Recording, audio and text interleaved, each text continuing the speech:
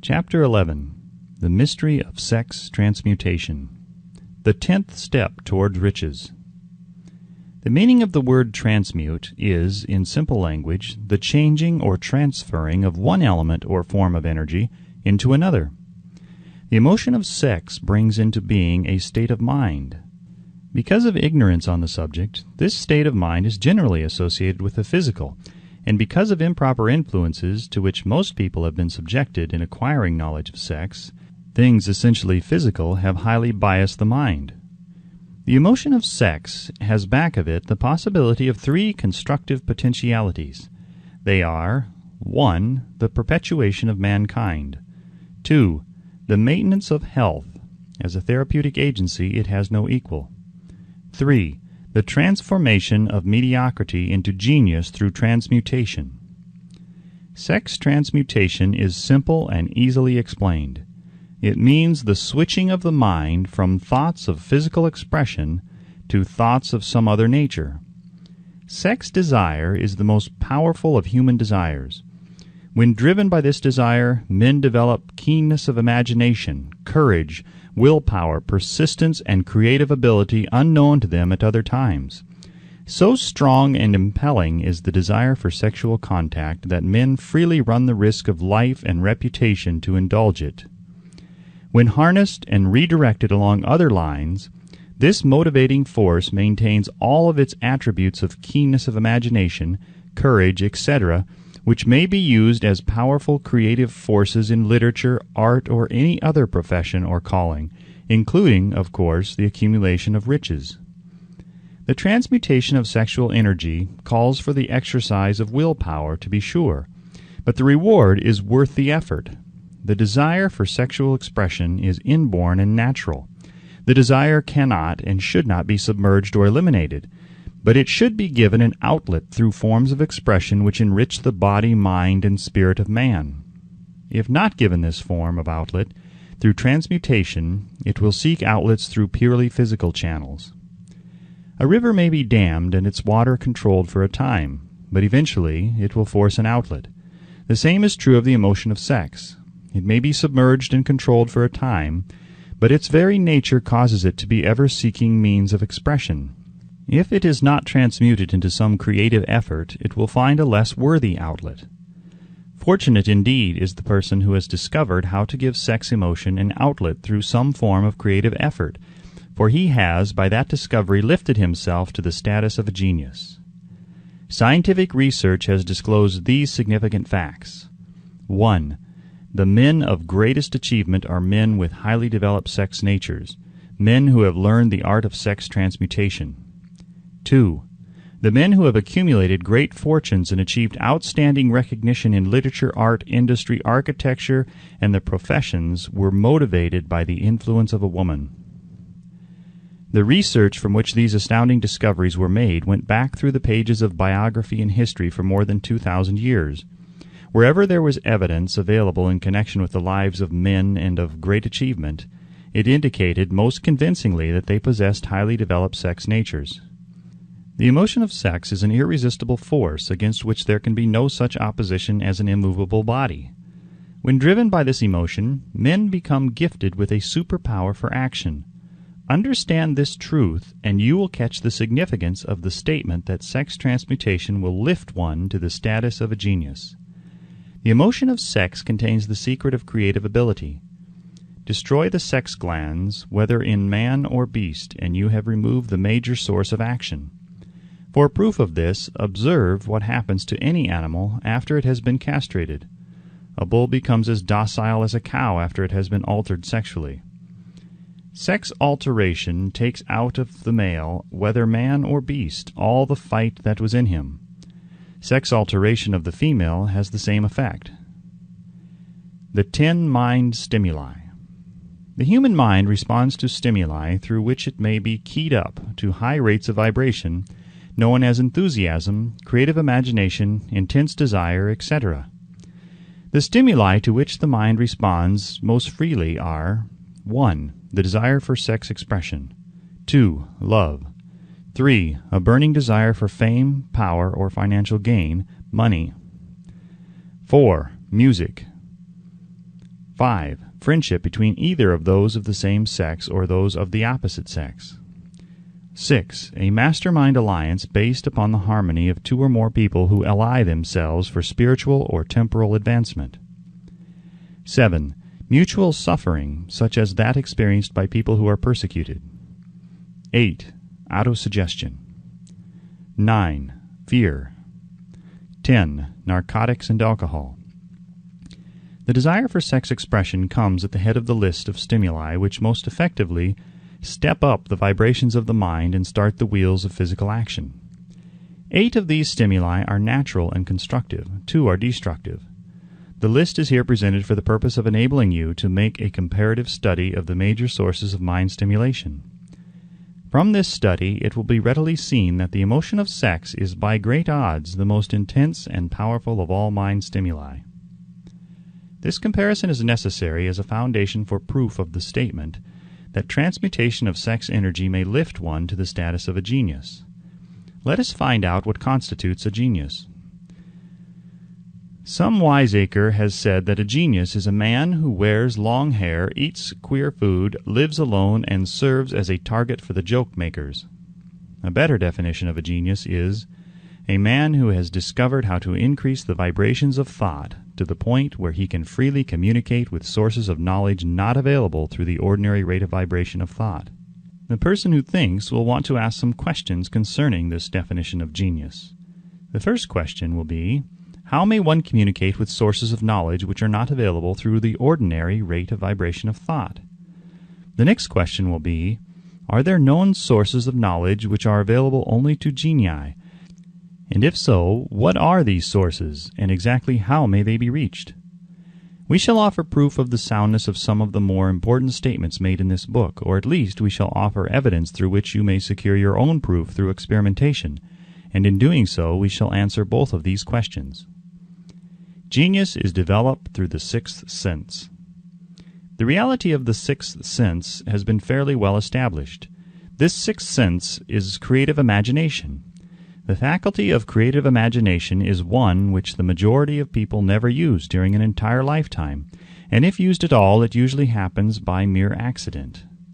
A relatively small number of people use, with deliberation and purpose of forethought, the faculty of creative imagination. Those who use this faculty voluntarily and with understanding of its function are genii. The faculty of creative imagination is the direct link between the finite mind of man and infinite intelligence. All so-called revelations referred to in the realm of religion, and all discoveries of basic or new principles in the field of invention, take place through the faculty of creative imagination. When ideas or concepts flash into one's mind through what is popularly called a hunch, they come from one or more of the following sources. 1. Infinite intelligence. 2. One's subconscious mind, wherein is stored every sense impression and thought impulse which ever reached the brain through any of the 5 senses. 3. From the mind of some other person who has just released the thought or picture of the idea or concept through conscious thought, or 4. From the other person's subconscious storehouse. There are no other known sources from which inspired ideas or hunches may be received. The creative imagination functions best when the mind is vibrating due to some form of mind stimulation at an exceedingly high rate, that is, when the mind is functioning at a rate of vibration higher than that of ordinary normal thought. When brain action has been stimulated through one or more of the 10 mind stimulants, it has the effect of lifting the individual far above the horizon of ordinary thought, and permits him to envision distance, scope, and quality of thoughts not available on the lower plane, such as that occupied while one is engaged in the solution of the problems of business and professional routine. When lifted to this higher level of thought, through any form of mind stimulation, an individual occupies, relatively, the same position as one who has ascended in an airplane to a height from which he may see over and beyond the horizon line, which limits his vision while on the ground. Moreover, while on this higher level of thought, the individual is not hampered or bound by any of the stimuli which circumscribe and limit his vision while wrestling with the problems of gaining the 3 basic necessities of food, clothing, and shelter.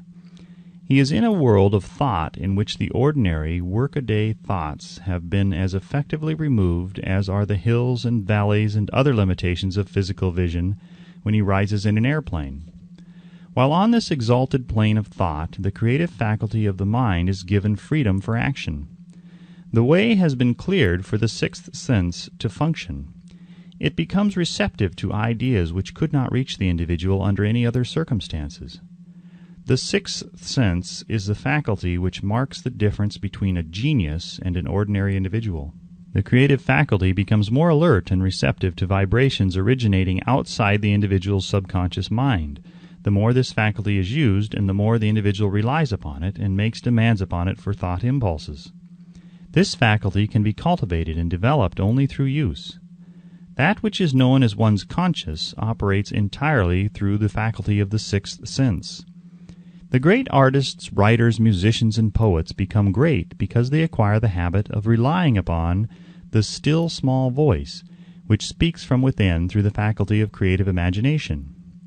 It is a fact well known to people who have keen imaginations that their best ideas come through so-called hunches. There is a great orator who does not attain to greatness until he closes his eyes and begins to rely entirely upon the faculty of creative imagination. When asked why he closed his eyes just before the climaxes of his oratory, he replied, "I do it because then I speak through ideas which come to me from within."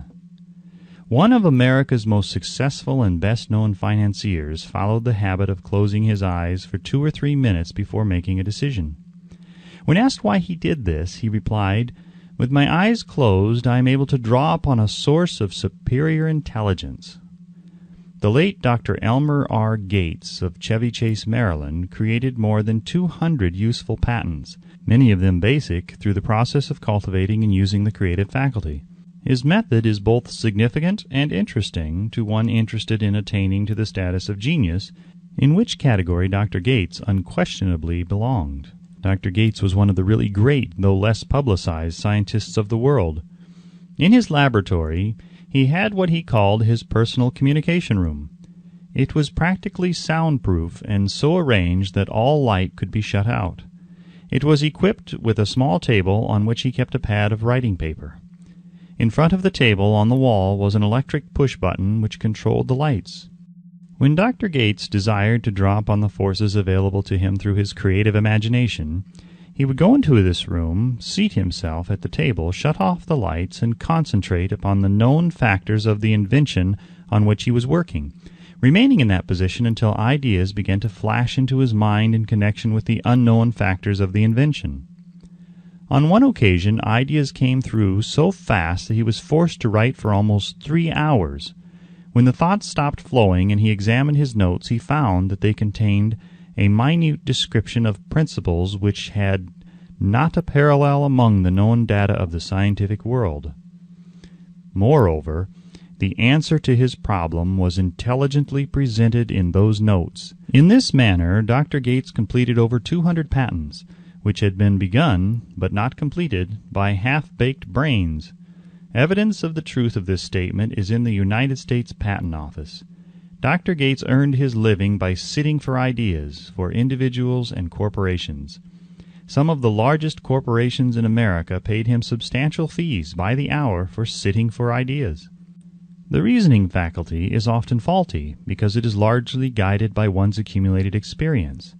Not all knowledge which one accumulates through experience is accurate.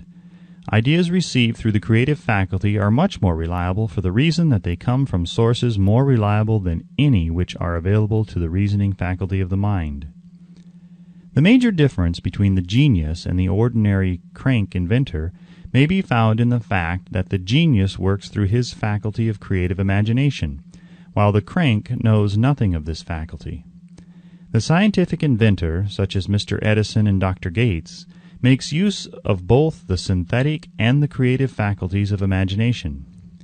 For example, the scientific inventor or genius begins an invention by organizing and combining the known ideas or principles accumulated through experience, through the synthetic faculty, the reasoning faculty. If he finds this accumulated knowledge to be insufficient for the completion of his invention, he then draws upon the sources of knowledge available to him through his creative faculty. The method by which he does this varies with the individual, but this is the sum and substance of his procedure. 1. He stimulates his mind so that it vibrates on a higher than average plane, using one or more of the 10 mind stimulants or some other stimulant of his choice. 2. He concentrates upon the known factors, the finished part of his invention, and creates in his mind a perfect picture of unknown factors, the unfinished part of his invention. He holds this picture in his mind until it has been taken over by the subconscious mind, then relaxes by clearing his mind of all thought and waits for his answers to flash into his mind. Sometimes the results are both definite and immediate. At other times the results are negative, depending upon the state of development of the sixth sense or creative faculty. Mr. Edison tried out more than 10,000 different combinations of ideas through the synthetic faculty of his imagination before he tuned in through the creative faculty and got the answer which perfected the incandescent light. His experience was similar when he produced the talking machine. There is plenty of reliable evidence that the faculty of creative imagination exists. This evidence is available through accurate analysis of men who have become leaders in their respective callings without having had extensive educations. Lincoln was a notable example of a great leader who achieved greatness through the discovery and use of his faculty of creative imagination. He discovered and began to use this faculty as the result of the stimulation of love which he experienced after he met Anne Rutledge, a statement of the highest significance in connection with the study of the source of genius. The pages of history are filled with the records of great leaders whose achievements may be traced directly to the influence of women who aroused the creative faculties of their minds through the stimulation of sex desire. Napoleon Bonaparte was one of these. When inspired by his first wife, Josephine, he was irresistible and invincible. When his better judgment or reasoning faculty prompted him to put Josephine aside, he began to decline. His defeat and St. Helena were not far distant. If good taste would permit, we might easily mention scores of men, well known to the American people, who climbed to great heights of achievement under the stimulating influence of their wives, only to drop back to destruction after money and power went to their heads and they put aside the old wife for a new one. Napoleon was not the only man to discover that sex influence, from the right source, is more powerful than any substitute of expediency which may be created by mere reason. The human mind responds to stimulation. Among the greatest and most powerful of these stimuli is the urge of sex. When harnessed and transmuted, this driving force is capable of lifting men into that higher sphere of thought which enables them to master the sources of worry and petty annoyance which beset their pathway on the lower plane. Unfortunately, only the genii have made the discovery. Others have accepted the experience of sex urge without discovering one of its major potentialities, a fact which accounts for the great number of others as compared to the limited number of genii. For the purpose of refreshing the memory in connection with the facts available from the biographies of certain men, we here present the names of a few men of outstanding achievement, each of whom was known to have been of a highly sexed nature. The genius which was theirs undoubtedly found its source of power in transmuted sex energy.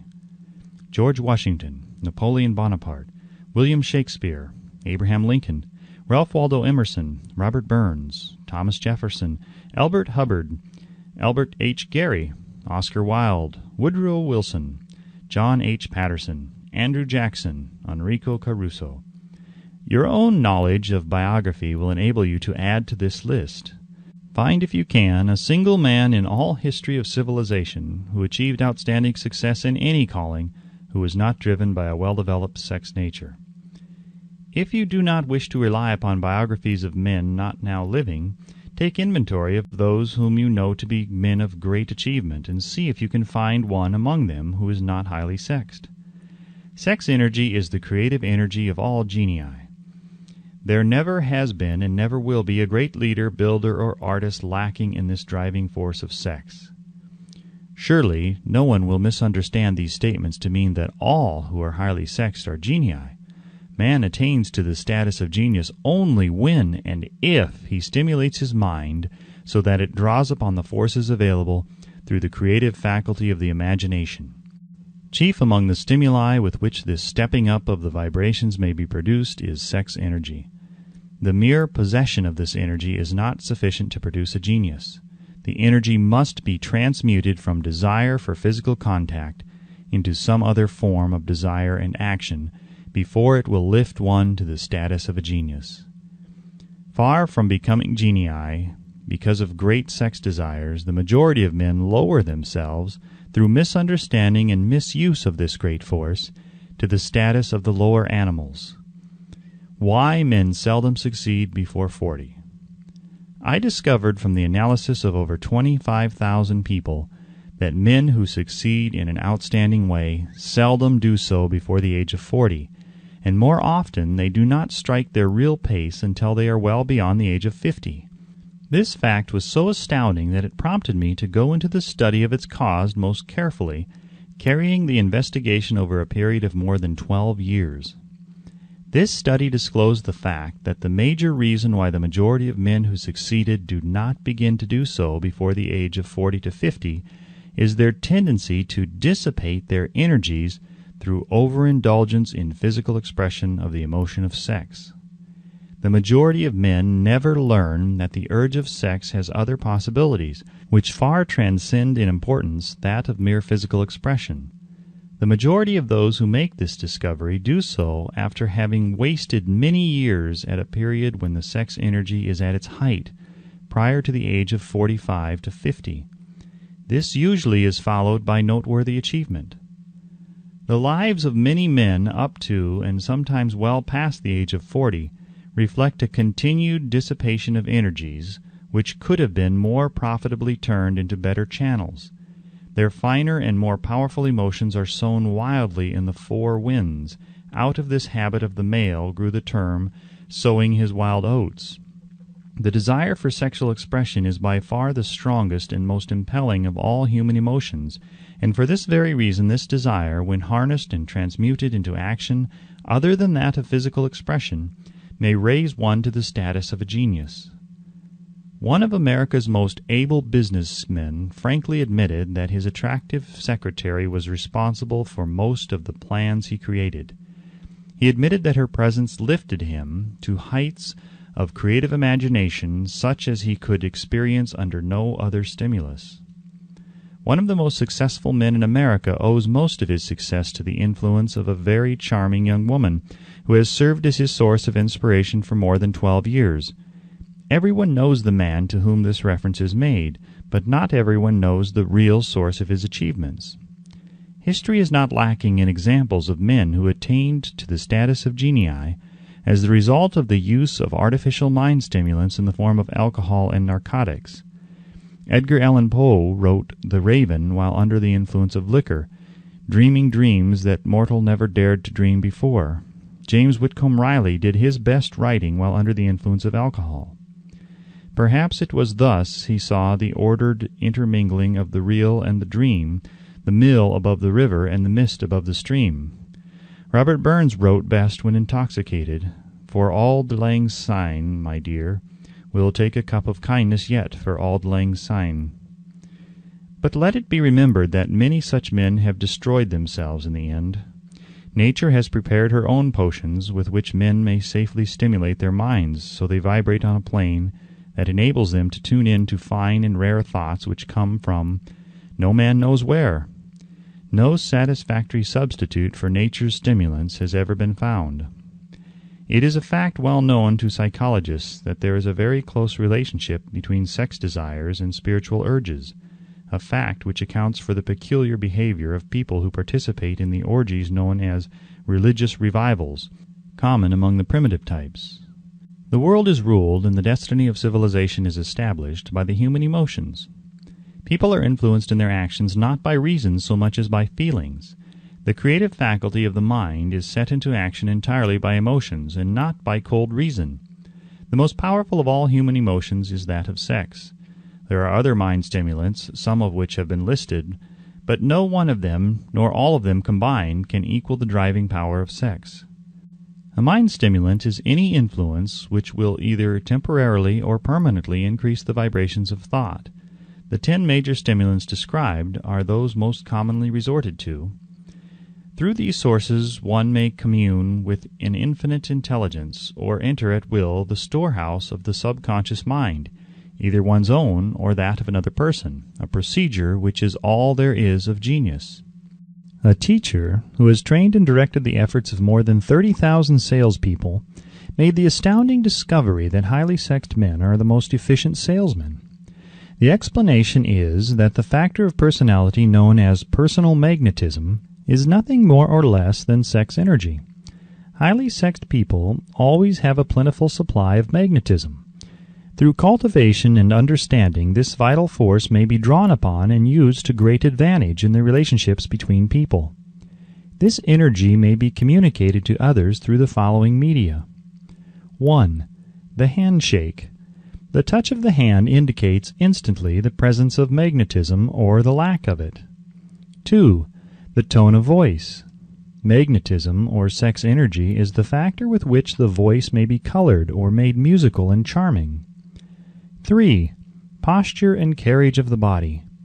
Highly sexed people move briskly and with grace and ease. 4. The vibrations of thought. Highly sexed people mix the emotion of sex with their thoughts, or may do so at will, and in that way may influence those around them. 5. Body adornment. People who are highly sexed are usually very careful about their personal appearance. They usually select clothing of a style becoming to their personality, physique, complexion, etc. When employing salesmen, the more capable sales manager looks for the quality of personal magnetism as the first requirement of a salesman. People who lack sex energy will never become enthusiastic, nor inspire others with enthusiasm, and enthusiasm is one of the most important requisites in salesmanship, no matter what one is selling. The public speaker, orator, preacher, lawyer, or salesman who is lacking in sex energy is a flop, as far as being able to influence others is concerned. Couple with this the fact that most people can be influenced only through an appeal to their emotions, and you will understand the importance of sex energy as a part of the salesman's native ability. Master salesmen attain the status of mastery in selling because they, either consciously or unconsciously, transmute the energy of sex into sales enthusiasm. In this statement may be found a very practical suggestion as to the actual meaning of sex transmutation. The salesman who knows how to take his mind off the subject of sex and direct it in sales effort with as much enthusiasm and determination as he would apply to its original purpose, has acquired the art of sex transmutation, whether he knows it or not. The majority of salesmen who transmute their sex energy do so without being in the least aware of what they are doing or how they are doing it. Transmutation of sex energy calls for more willpower than the average person cares to use for this purpose. Those who find it difficult to summon willpower sufficient for transmutation may gradually acquire this ability. Though this requires willpower, the reward for the practice is more than worth the effort. The entire subject of sex is one with which the majority of people appear to be unpardonably ignorant. The urge of sex has been grossly misunderstood, slandered, and burlesqued by the ignorant and the evil-minded for so long that the very word sex is seldom used in polite society. Men and women who are known to be blessed, yes, blessed with highly sexed natures, are usually looked upon as being people who will bear watching. Instead of being called blessed, they are usually called cursed. Millions of people, even in this age of enlightenment, have inferiority complexes which they developed because of this false belief that a highly sexed nature is a curse. These statements of the virtue of sex energy should not be construed as justification for the libertine. The emotion of sex is a virtue only when used intelligently and with discrimination. It may be misused, and often is, to such an extent that it debases instead of enriches both body and mind. The better use of this power is the burden of this chapter. It seemed quite significant to the author when he made the discovery that practically every great leader whom he had the privilege of analyzing, was a man whose achievements were largely inspired by a woman. In many instances, the woman in the case was a modest, self-denying wife, of whom the public had heard but little or nothing. In a few instances, the source of inspiration has been traced to the other woman. Perhaps such cases may not be entirely unknown to you. Intemperance in sex habits is just as detrimental as intemperance in habits of drinking and eating.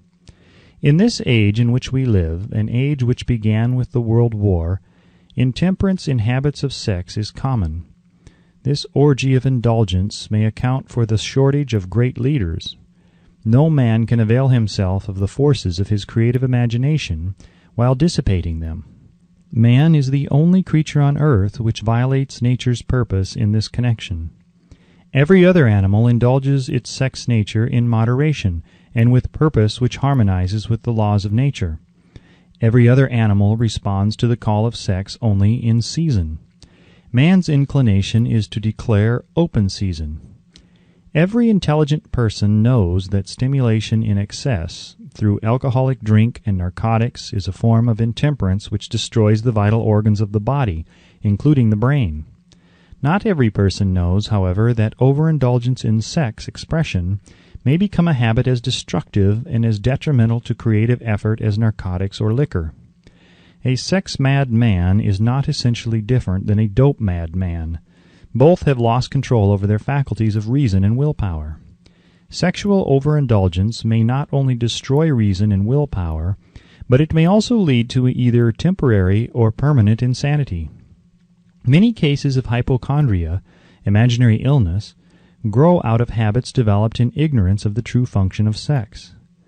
From these brief references to the subject, it may be readily seen that ignorance on the subject of sex transmutation forces stupendous penalties upon the ignorant on the one hand, and withholds from them equally stupendous benefits on the other.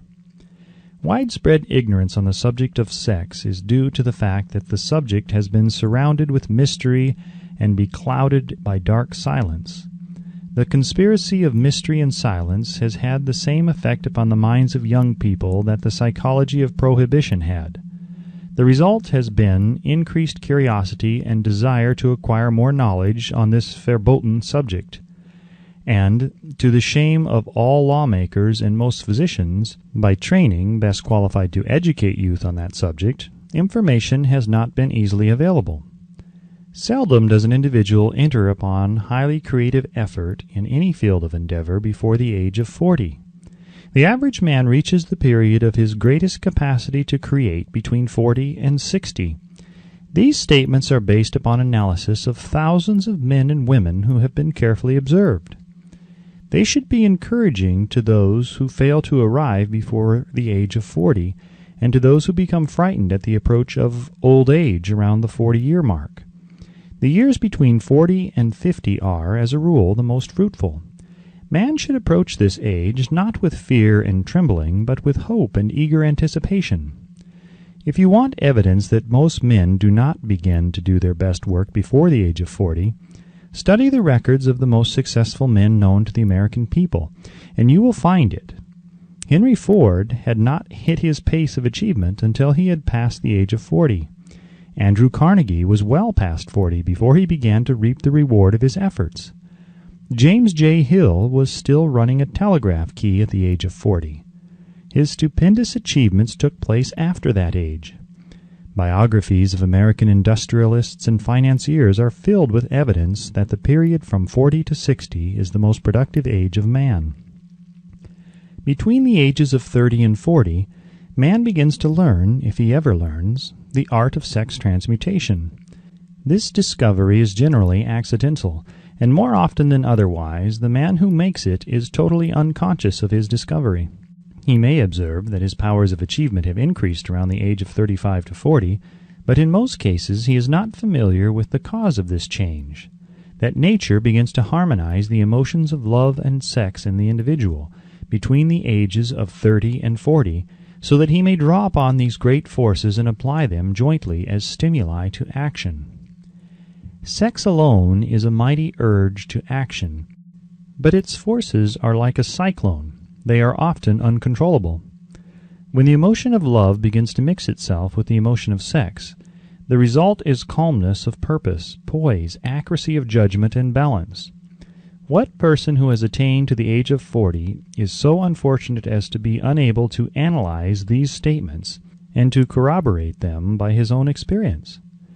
When driven by his desire to please a woman, based solely upon the emotion of sex, a man may be, and usually is, capable of great achievement, but his actions may be disorganized, distorted, and totally destructive.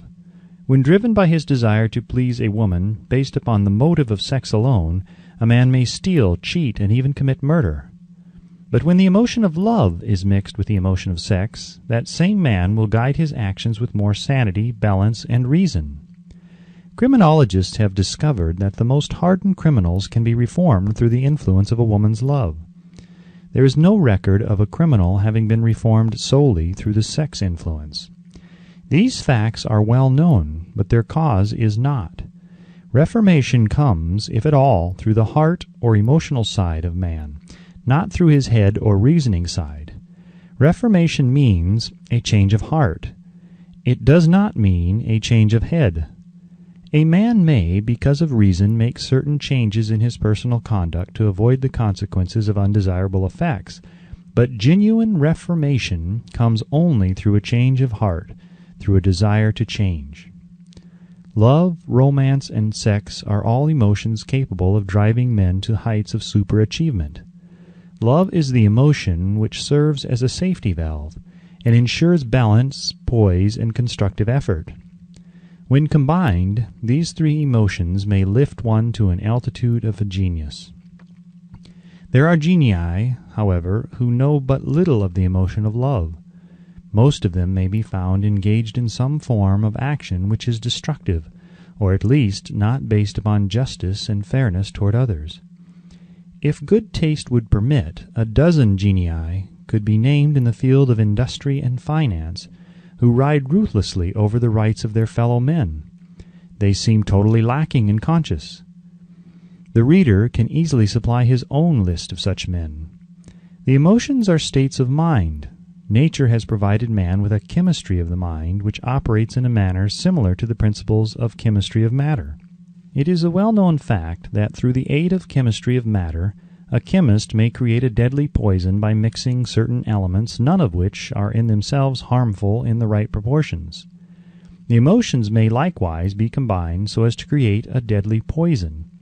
The emotions of sex and jealousy, when mixed, may turn a person into an insane beast. The presence of any one or more of the destructive emotions in the human mind, through the chemistry of the mind, sets up a poison which may destroy one's sense of justice and fairness. In extreme cases, the presence of any combination of these emotions in the mind may destroy one's reason. The road to genius consists of the development, control, and use of sex, love, and romance. Briefly, the process may be stated as follows. Encourage the presence of these emotions as the dominating thoughts in one's mind, and discourage the presence of all the destructive emotions. The mind is a creature of habit. It thrives upon the dominating thoughts fed it. Through the faculty of willpower, one may discourage the presence of any emotion and encourage the presence of any other. Control of the mind through the power of will is not difficult. Control comes from persistence and habit. The secret of control lies in understanding the process of transmutation. When any negative emotion presents itself in one's mind, it can be transmuted into a positive or constructive emotion by the simple procedure of changing one's thoughts. There is no other road to genius than through voluntary self-effort. A man may attain to great heights of financial or business achievement solely by the driving force of sex energy, but history is filled with evidence that he may, and usually does, carry with him certain traits of character which rob him of the ability to either hold or enjoy his fortune. This is worthy of analysis, thought, and meditation, for it states a truth, the knowledge of which may be helpful to women as well as men. Ignorance of this has cost thousands of people their privilege of happiness, even though they possessed riches. The emotions of love and sex leave their unmistakable marks upon the features.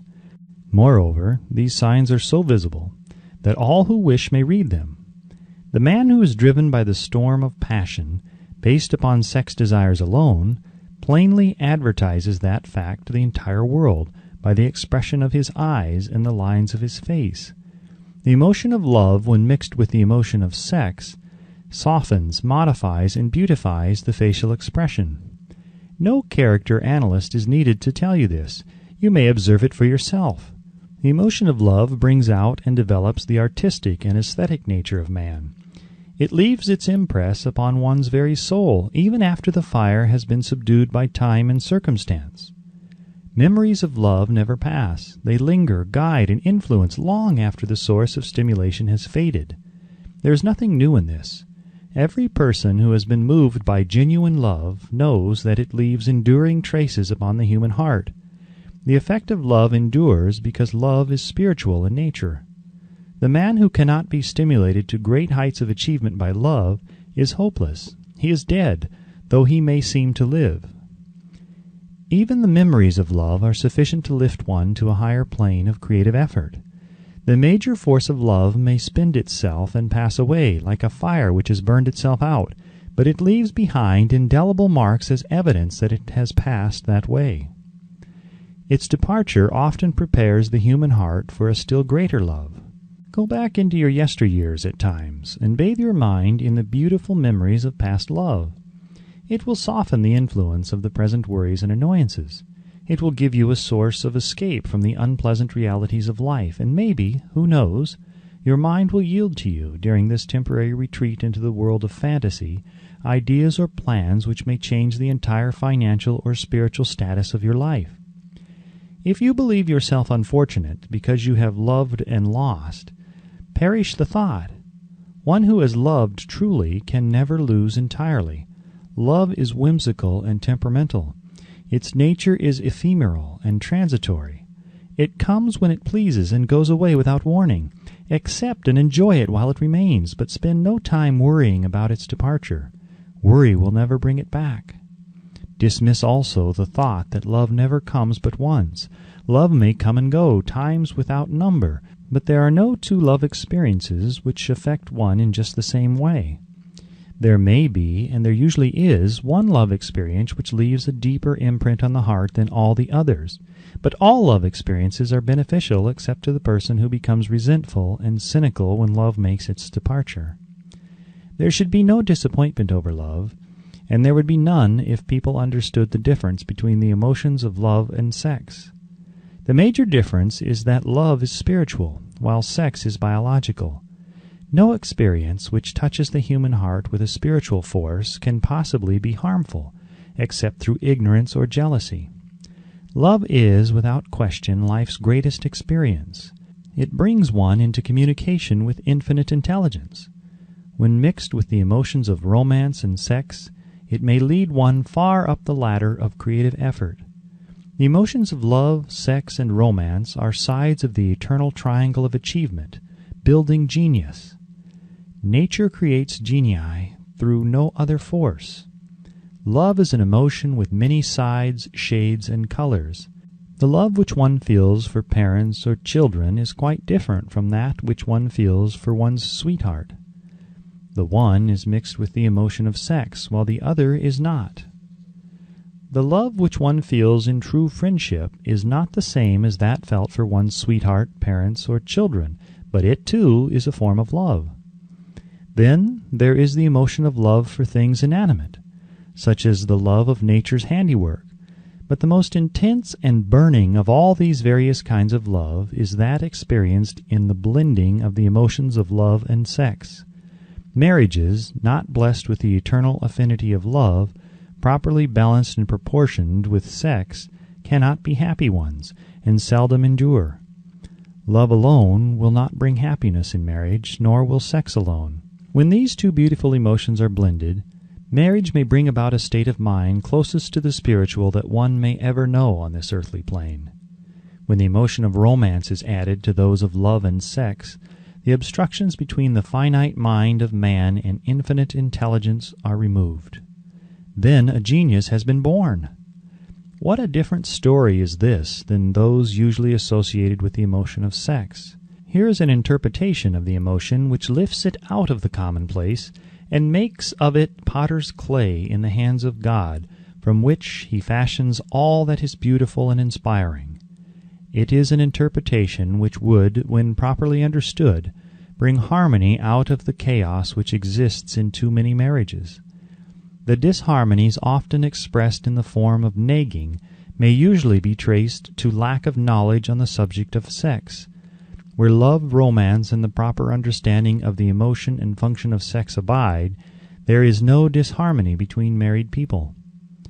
Fortunate is the husband whose wife understands the true relationship between the emotions of love, sex, and romance. When motivated by this holy triumvirate, no form of labor is burdensome, because even the most lowly form of effort takes on the nature of a labor of love. It is a very old saying that a man's wife may either make him or break him, but the reason is not always understood. The making and breaking is the result of the wife's understanding or lack of understanding of the emotions of love, sex, and romance. Despite the fact that men are polygamous by the very nature of their biological inheritance, it is true that no woman has as great an influence on a man as his wife, unless he is married to a woman totally unsuited to his nature. If a woman permits her husband to lose interest in her and become more interested in other women, it is usually because of her ignorance or indifference toward the subjects of sex, love, and romance. This statement presupposes, of course, that genuine love once existed between a man and his wife. The facts are equally applicable to a man who permits his wife's interest in him to die. Married people often bicker over a multitude of trivialities. If these are analyzed accurately, the real cause of the trouble will often be found to be indifference or ignorance on these subjects. Man's greatest motivating force is his desire to please woman. The hunter who excelled during prehistoric days before the dawn of civilization did so because of his desire to appear great in the eyes of woman. Man's nature has not changed in this respect. The hunter of today brings home no skins of wild animals, but he indicates his desire for her favor by supplying fine clothes, motor cars, and wealth. Man has the same desire to please woman that he had before the dawn of civilization. The only thing that has changed is his method of pleasing. Men who accumulate large fortunes and attain to great heights of power and fame do so mainly to satisfy their desire to please women. Take women out of their lives, and great wealth would be useless to most men. It is this inherent desire of man to please woman which gives woman the power to make or break a man. The woman who understands man's nature and tactfully caters to it need have no fear of competition from other women. Men may be giants with indomitable willpower when dealing with other men, but they are easily managed by the woman of their choice. Most men will not admit that they are easily influenced by the women they prefer, because it is in the nature of the male to want to be recognized as the stronger of the species. Moreover, the intelligent woman recognizes this manly trait and very wisely makes no issue of it. Some men know that they are being influenced by the women of their choice, their wives, sweethearts, mothers, or sisters, but they tactfully refrain from rebelling against the influence because they are intelligent enough to know that no man is happy or complete without the modifying influence of the right woman. The man who does not recognize this important truth deprives himself of the power which has done more to help men achieve success than all other forces combined. Chapter 12. The Subconscious Mind. The Connecting Link. The 11th Step Toward Riches. The subconscious mind consists of a field of consciousness in which every impulse of thought that reaches the objective mind through any of the five senses is classified and recorded, and from which thoughts may be recalled or withdrawn as letters may be taken from a filing cabinet. It receives and files sense impressions or thoughts regardless of their nature. You may voluntarily plant in your subconscious mind any plan, thought, or purpose which you desire to translate into its physical or monetary equivalent. The subconscious acts first on the dominating desires which have been mixed with emotional feelings, such as faith. Consider this in connection with the instructions given in the chapter on desire, for taking the 6 steps there outlined, and instructions given in the chapter on the building and execution of plans, and you will understand the importance of the thought conveyed. The subconscious mind works day and night. Through a method or procedure unknown to man, the subconscious mind draws upon the forces of infinite intelligence for the power with which it voluntarily transmutes one's desires into their physical equivalent, making use always of the most practical media by which this end may be accomplished. You cannot entirely control your subconscious mind, but you can voluntarily hand over to it any plan, desire, or purpose which you wish transformed into concrete form. Read again instructions for using the subconscious mind in the chapter on autosuggestion. There is plenty of evidence to support the belief that the subconscious mind is the connecting link between the finite mind of man and infinite intelligence. It is the intermediary through which one may draw upon the forces of infinite intelligence at will. It alone contains the secret process by which mental impulses are modified and changed into their spiritual equivalent. It alone is the medium through which prayer may be transmitted to the source capable of answering prayer. The possibilities of creative effort connected with the subconscious mind are stupendous and imponderable. They inspire one with awe. I never approach the discussion of the subconscious mind without a feeling of littleness and inferiority due, perhaps, to the fact that man's entire stock of knowledge on this subject is so pitifully limited. The very fact that the subconscious mind is the medium of communication between the thinking mind of man and infinite intelligence is, of itself, a thought which almost paralyzes one's reason. After you have accepted as a reality the existence of the subconscious mind, and understand its possibilities as a medium for transmuting your desires into their physical or monetary equivalent, you will comprehend the full significance of the instructions given in the chapter on desire. You will also understand why you have been repeatedly admonished to make your desires clear and to reduce them to writing. You will also understand the necessity of persistence in carrying out instructions. The 13 principles are the stimuli with which you acquire the ability to reach and to influence your subconscious mind. Do not become discouraged if you cannot do this upon the first attempt. Remember that the subconscious mind may be voluntarily directed only through habit, under the directions given in the chapter on faith. You have not yet had time to master faith. Be patient. Be persistent. A good many statements in the chapters on faith and autosuggestion will be repeated here, for the benefit of your subconscious mind. Remember, your subconscious mind functions voluntarily, whether you make any effort to influence it or not. This naturally suggests to you that thoughts of fear and poverty and all negative thoughts serve as stimuli to your subconscious mind unless you master these impulses and give it more desirable food upon which it may feed. The subconscious mind will not remain idle. If you fail to plant desires in your subconscious mind, it will feed upon the thoughts which reach it as the result of your neglect. We have already explained that thought impulses, both negative and positive, are reaching the subconscious mind continuously from the 4 sources which were mentioned in the chapter on sex transmutation. For the present, it is sufficient if you remember that you are living daily in the midst of all manner of thought impulses which are reaching your subconscious mind without your knowledge. Some of these impulses are negative, some are positive. You are now engaged in trying to help shut off the flow of negative impulses and to aid in voluntarily influencing your subconscious mind through positive impulses of desire. When you achieve this, you will possess the key which unlocks the door to your subconscious mind. Moreover, you will control that door so completely that no undesirable thought may influence your subconscious mind. Everything which man creates begins in the form of a thought impulse. Man can create nothing which he does not first conceive in thought. Through the aid of the imagination, thought impulses may be assembled into plans. The imagination, when under control, may be used for the creation of plans or purposes that lead to success in one's chosen occupation. All thought impulses intended for transmutation into their physical equivalent, voluntarily planted in the subconscious mind, must pass through the imagination and be mixed with faith. The mixing of faith with a plan or purpose intended for submission to the subconscious mind may be done only through the imagination. From these statements you will readily observe that voluntary use of the subconscious mind calls for coordination and application of all the principles. Ella Wheeler Wilcox gave evidence of her understanding of the power of the subconscious mind when she wrote, "You never can tell what a thought will do in bringing you hate or love, for thoughts are things, and their airy wings are swifter than carrier doves.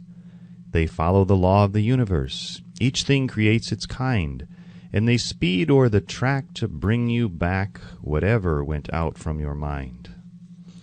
Mrs. Wilcox understood the truth that thoughts which go out from one's mind also embed themselves deeply in one's subconscious mind, where they serve as a magnet, pattern, or blueprint by which the subconscious mind is influenced while translating them into their physical equivalent.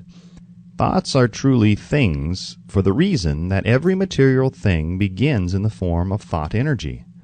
The subconscious mind is more susceptible to influence by impulses of thought mixed with feeling or emotion than by those originating solely in the reasoning portion of the mind. In fact, there is much evidence to support the theory that only emotionalized thoughts have any action influence upon the subconscious mind. It is a well-known fact that emotion or feeling rules the majority of people.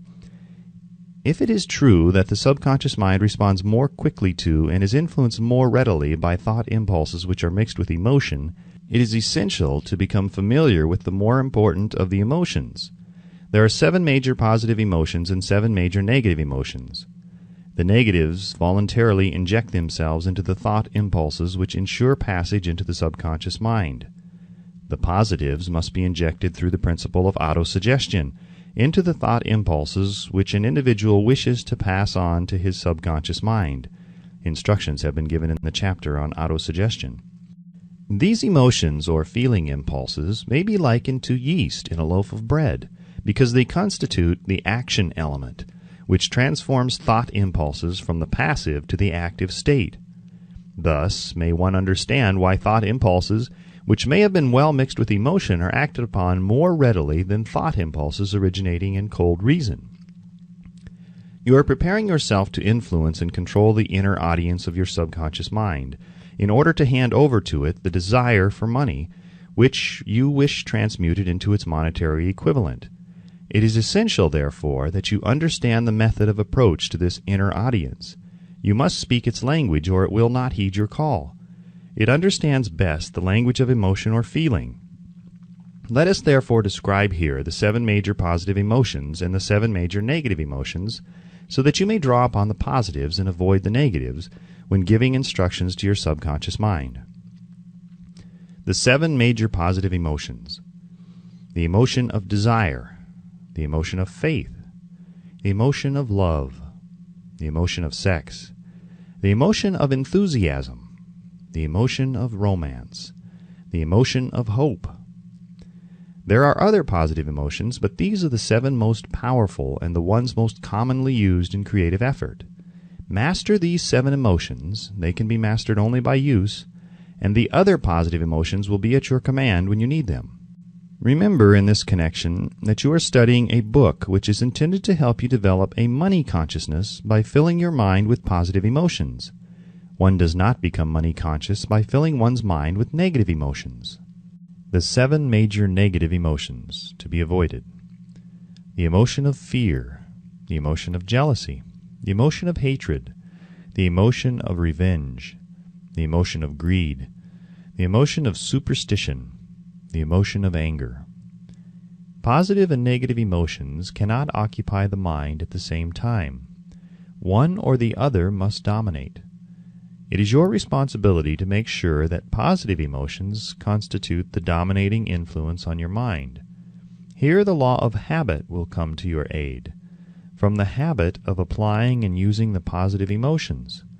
Eventually they will dominate your mind so completely that the negatives cannot enter it. Only by following these instructions literally and continuously can you gain control over your subconscious mind. The presence of a single negative in your conscious mind is sufficient to destroy all chances of constructive aid from your subconscious mind.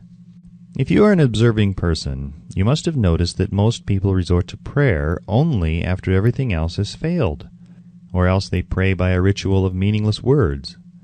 And, because it is a fact that most people who pray do so only after everything else has failed, they go to prayer with their minds filled with fear and doubt, which are the emotions the subconscious mind acts upon and passes on to infinite intelligence. Likewise, that is the emotion which infinite intelligence receives and acts upon. If you pray for a thing but have fear as you pray that you may not receive it, or that your prayer will not be acted upon by infinite intelligence, your prayer will have been in vain. Prayer does sometimes result in the realization of that for which one prays. If you have ever had the experience of receiving that for which you prayed, go back in your memory and recall your actual state of mind while you were praying, and you'll know for sure that the theory here described is more than a theory. The time will come when the schools and educational institutions of the country will teach the science of prayer. Moreover, then, prayer may be and will be reduced to a science. When that time comes, it will come as soon as mankind is ready for it and demands it. No one will approach the universal mind in a state of fear, for the very good reason that there will be no such emotion as fear. Ignorance, superstition, and false teaching will have disappeared, and man will have attained his true status as a child of infinite intelligence. A few have already attained this blessing. If you believe this prophecy is far-fetched, take a look at the human race in retrospect. Less than 100 years ago, men believed the lightning to be evidence of the wrath of God, and feared it. Now, thanks to the power of faith, men have harnessed the lightning and made it turn the wheels of industry. Much less than 100 years ago, men believed the space between the planets to be nothing but a great void, a stretch of dead nothingness. Now, thanks to this same power of faith, men know that far from being either dead or void, the space between the planets is very much alive, that it is the highest form of vibration known, excepting perhaps the vibration of thought. Moreover, men know that this living, pulsating, vibratory energy which permeates every atom of matter and fills every niche of space, connects every human brain with every other human brain. What reason have men to believe that this same energy does not connect every human brain with infinite intelligence? There are no toll gates between the finite mind of man and infinite intelligence. The communication costs nothing except patience, faith, persistence, understanding, and a sincere desire to communicate. Moreover, the approach can be made only by the individual himself. Paid prayers are worthless. Infinite intelligence does no business by proxy. You either go direct or you do not communicate. You may buy prayer books and repeat them until the day of your doom without avail. Thoughts which you wish to communicate to infinite intelligence must undergo transformation, such as can be given only through your own subconscious mind. The method by which you may communicate with infinite intelligence is very similar to that through which the vibration of sound is communicated by radio.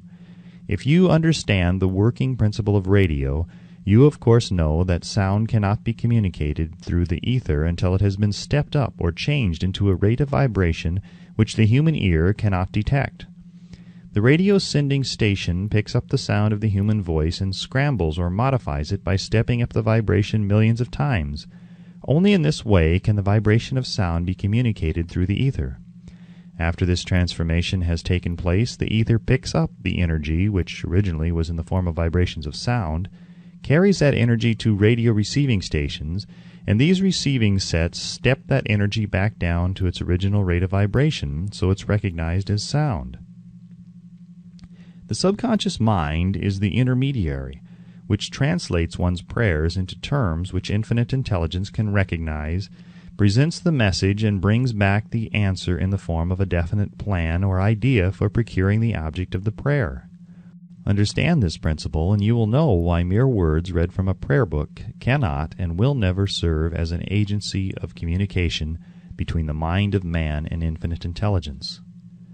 Before your prayer will reach infinite intelligence, a statement of the author's theory only, It probably is transformed from its original thought vibration into terms of spiritual vibration. Faith is the only known agency which will give your thoughts a spiritual nature. Faith and fear make poor bedfellows. Where one is found, the other cannot exist.